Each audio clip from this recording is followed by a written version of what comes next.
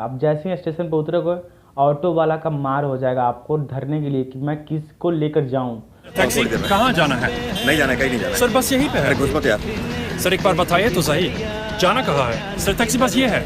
नहीं hello my dear friends, welcome to my channel. आज मैं बात करने वाला हूँ कोटा के ब्रोकर्स और ऑटो वाला के बारे में। जैसे कि आप लोग को नहीं पता होगा, जैसे कि आप जब पहले बार जब कोटा आते होगे तो आपको लगता होगा कि सिंपली आप उस एरिया में जाओगे या वहाँ ढूंढ लोगे, तो ऐसा बिल्कुल नहीं होने वाला, क्योंकि ऐसा होता ही नहीं है। आप जैसे ही स्टेशन पर उतरोगे ऑटो वाला का मार हो जाएगा आपको धरने के लिए कि मैं किसको लेकर जाऊँ। आपको डिसाइड नहीं करना है आप किस में जाना है, ऑटो वाला खुद डिसाइड करेगा कि आपको कौन लेकर जाएगा। 4-5 ऑटो वाले आपके पीछे पड़ जाएंगे प्लेटफॉर्म से ही कि आप मेरे साथ चलो, आप मेरे साथ चलो, आप मेरे साथ चलो, मैंने इनको पहले देखा, मेरे साथ चलो, मैंने पहले इनको देखा, मेरे साथ चलो। ऐसा होगा क्योंकि मेरे साथ भी जस्ट ऐसा ही हुआ था जब मैं 1 मंथ पहले आया था। तो मैं किसी एक टेम्पो वाले को फिर बोला कि हाँ भाई चलो, मेरे को चलना है इस एरिया में। एरिया का नाम बस पता था मेरे को, और कुछ आइडिया नहीं था मेरे को। पीजी वगैरह या कोई हॉस्टल मेरे को देखा हुआ नहीं था, क्योंकि मैं न्यू था यहाँ, मैं पहली बार यहाँ आ रहा था।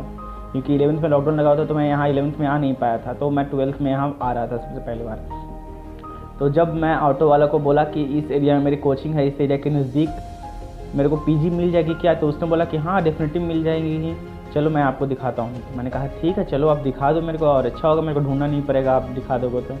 मेरे को लगा कि हाँ शायद ये पीजी दिखा देगा। पीजी मैंने बोला था जिसमें मकान मालिक को फैमिली रहता हो, मेरे को ऐसा नहीं चाहिए जिसमें कोई वार्डन रहता हो या कोई बहुत सारे बच्चे रहते होंगे, 10, 20, 20, 30, 40, 50। मेरे को ऐसा नहीं चाहिए था। वो सीधे गया, मेरे को इस एरिया में लेकर आया, राजीव नगर में लेकर आया था वो मेरे को। राजीव नगर में लेकर आया और वो हॉस्टल्स का जो राजीव नगर में जो कॉलोनी है पूरे हॉस्टल का, उस हॉस्टल के गली में लेकर गया। और सबसे पहले एक हॉस्टल में लेकर गया। तो मेरे को पता नहीं था कि पीजी ऐसे होते, मेरे को लगा कि शायद यही पीजी होगा। तो फर्स्ट फ्लोर से स्टार्ट हुआ, मेरे को 5th फ्लोर तक दिखाया गया रूम, सारे खाली, कोई बच्चा नहीं था वहाँ। मेरे को बोला गया कि आप ये ले लो, ये ले लो, ये ले लो। मैंने ऑटो वाले को बोला मेरे को फैमिली वाली पीजी चाहिए जिसमें फैमिली रहते हो यहाँ कोटा के, मैं मुझे ऐसा रूम चाहिए। मेरे को हॉस्टल नहीं चाहिए जिसमें एक फ्लैट में कम से कम 30 बच्चे रह रहे हों, सेकंड फ्लैट में फिर वही 30 बच्चे रह रहे हों। मेरे को ऐसा फ्लैट नहीं चाहिए था। तो उसने बोला ठीक है मैं आगे आपको दिखाता हूँ। फिर वह हॉस्टल में ही लेकर गया, लंबे लंबे बिल्डिंग्स में। फिर तीसरे में भी वही काम कर रहा है। ऐसे करते करते मैं अजीमाबाद से आया था, 5:30 से 6 बजे के बीच में शायद मेरी ट्रेन आई थी, मेरे को याद नहीं लगा लेकिन इतने बजे मतलब शाम को।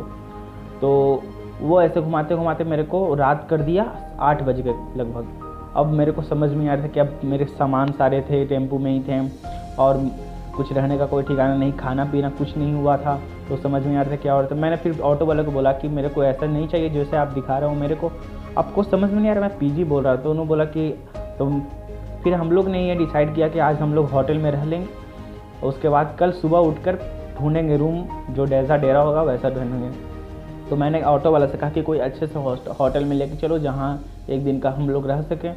तो वो होटल में नहीं ले जाकर हम लोग को पेइंग हॉस्टल में लेके चला गया, जहाँ पर एक दिन का आप टेस्ट करके रह सकते हैं कि कैसा रूम या फैसिलिटी वगैरह आप एक दिन टेस्ट कर सकते हैं, उसके बाद आप वहाँ रह सकते हैं।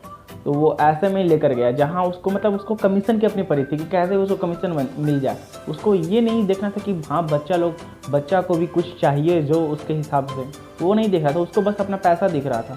मैं नहीं कर रहा कि उसको पैसा नहीं चाहिए या उसको ऐसा नहीं करना चाहिए, लेकिन जो बोलेगा बंदा वही आप दिखाओगे ना। भले आपके उसके पैसे मिल रहे हैं, अगर कोई हॉस्टल बोलता तो आप उसको हॉस्टल दिखाते, कोई दिक्कत नहीं था। लेकिन जो बच्चा जो बोल रहा है कि मेरे को पीजी चाहिए, अब फिर उसको क्यों घुमा रहे हो हॉस्टल में? 10 हॉस्टल दिखा दिए, 15 हॉस्टल दिखा रहे। और एक के साथ ये नहीं हो रहा, सिर्फ मेरे साथ ही ऐसा नहीं हुआ, मेरे फ्रेंड के साथ हुआ। मेरा भाई कल आया, कल डेट में, तब मेरे को भी ये वीडियो बनानी पड़ी, कल आया, उसके साथ भी ऐसा ही हुआ। बस ऑटो वाले को ये पता लग जाना चाहिए कि आप न्यू हो कोटा में, अब आपको किसी डेरे की तलाश है। उसके बाद वो लग जाएंगे आपको घुमाने इधर में यार, मतलब उनको कमीशन चाहिए 2 से 3 हज़ार एक बच्चे का उनका मिल जाता है हॉस्टल से, इसलिए वो हॉस्टल में लेके जाते हैं। आपको पीजी में तो उनको नहीं मिलता, कभी कहीं तो मिलता ही नहीं, कभी कहीं 500 भी बहुत मिल जाते हैं तो मिल जाते हैं, इसलिए वो पीजी नहीं लेकर जाता, वो किसी फैमिली वाले वो घर में ही लेकर जाता, इसीलिए। तो इसलिए मेरे को वीडियो बनानी पड़ी कि आप जब आएँ यहाँ तो आप ज़रा एरिया अपने पहले देखिए। सबसे पहले आइएगा यहाँ तो अगर आपका कोई दोस्त नहीं है, कोई कंसल्टेंट यहाँ का नहीं है, तो सीधे आप जाइएगा अपने कोचिंग में जहाँ आप एडमिशन लेने वाले हैं या आप एडमिशन ले चुके हैं ऑनलाइन। वहाँ जाइएगा, वहाँ लगेज काउंटर होता है, वहाँ रख दीजिएगा। वहाँ के स्टाफ होते हैं, वहाँ से आप बात कर सकते हैं, वो बता सकते हैं आपको किस एरिया में आपको क्या मिलेगा। हॉस्टल लेना तो आप इस एरिया में हॉस्टल ले सकते हैं, अगर आपको मेस लेना तो इस एरिया में ले सकते हैं, या आपको पीजी लेना तो इस एरिया में मिल जाएंगे आपको पीजी, आप जाके ढूंढ लेना। ऐसा नहीं ऑटो वाले की तरह चलो हॉस्टल नहीं दिखाएंगे, हम तो सिर्फ हॉस्टल नहीं दिखाएंगे, बैठो बस टेम्पू पे। वो आपको 4 से 5 घंटा फ्री में घुमाते रहेगा 10 रुपये टेम्पू। सोचिए, कोई आपका कोई चार्ज नहीं करेगा, किसी चीज़ का नहीं चार्ज करेगा, बस उसको कमीशन के पर्दा रहता है। वो आपसे 4 से 5 घंटा भी घूम सकता है साथ में, घर घर ये घर जाएँ, ये घर, ये हॉस्टल करते रह जाएगा। आप ब्रोकर्स भी आपको मिलेंगे। तो ये तो ऑटो वाले की बात हो गई। ब्रोकर्स आपको रोड पर, अगर आप यहाँ डेरा ले चुके भी हैं, अगर आप गलती से रोड पर निकल गए तो भैया हम आपको इतना ये दिला देंगे, आपको ये दिला देंगे। अरे बच्चा को चाहिए तो वो खुद ढूंढेगा, आपको कहने की ज़रूरत ही नहीं पड़ेगी। ये मेरे को कोटा की सबसे ख़राब चीज़ लगी। लॉकडाउन में मैं मानता हूँ कि बहुत यहाँ मतलब कि जो यहाँ का जो पैसे यहाँ जो कमाते थे लोग करोड़ वो कुछ कम गए हैं, क्योंकि ये अब कोई स्टडी हब नहीं रहा, ये अब इंडस्ट्री बन चुका है। मतलब जहाँ देखेगा वहाँ स्टार्टअप खुल रहे हैं, एक न्यू हॉस्टल स्टार्टअप की तरह। एक हॉस्टल में से लगभग 10 लाख मंथली तो नहीं मैं कह सकता हूँ, लेकिन ईयरली तो 10 से 20 लाख तो लपेट ही लेते होंगे, क्योंकि एक बच्चे का कम से कम वो सिंगल रूम का चार्ज करते हैं लगभग 5,000 से 7,000 विथ मेस। अगर वो रहेगा तो लगभग 7 से 8,000 रहेगा मिनिमम, अगर उससे ज़्यादा भी हो सकता है। तो अब एक फ्लैट पे कम से कम 20 बंदे रखते हैं वो, अगर उनका अच्छा घर बड़ा घर है तो अब 6-7 फ्लैट रहते हैं, फ्लोर वाइज रहते हैं, एक फ्लोर पर 2 फ्लैट भी हो सकते हैं। मतलब लूटना ही लूटना बस भरा हुआ है कोटा में।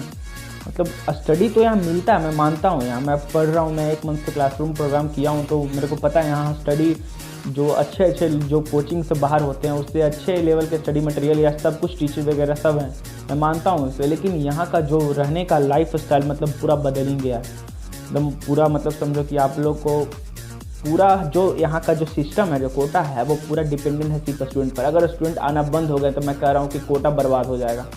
1 साल में कोटा बर्बाद हो जाएगा। अगर 1 साल बच्चे नहीं आए ना तो ये कोटा ख़त्म हो जाएगा, ये कोटा रहेगा ही नहीं।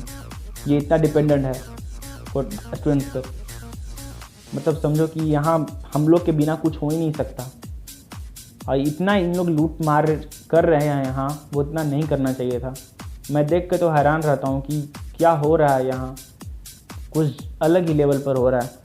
सब लोग अपने बस फ़ायदे के बारे में सोचते हैं, कुछ स्टूडेंट्स के बारे में यहाँ नहीं सोचता। बस कोचिंग्स के अलावा, कोचिंग्स भी तो अब अलग ही लेवल पर है। सब कोचिंग लोग अपना हॉस्टल खोल रहे हैं, मतलब कि आप इसी हॉस्टल में रहो, ये बहुत बढ़िया हॉस्टल है और सब हॉस्टल ख़राब हैं। ये आप इसी मेस में जाओ क्योंकि ये मेस बहुत बढ़िया है और सारा मेस घटिया है। ऐसी बात नहीं है, यहाँ के सारे मेस ही घटिया हैं, कोई अच्छा नहीं है।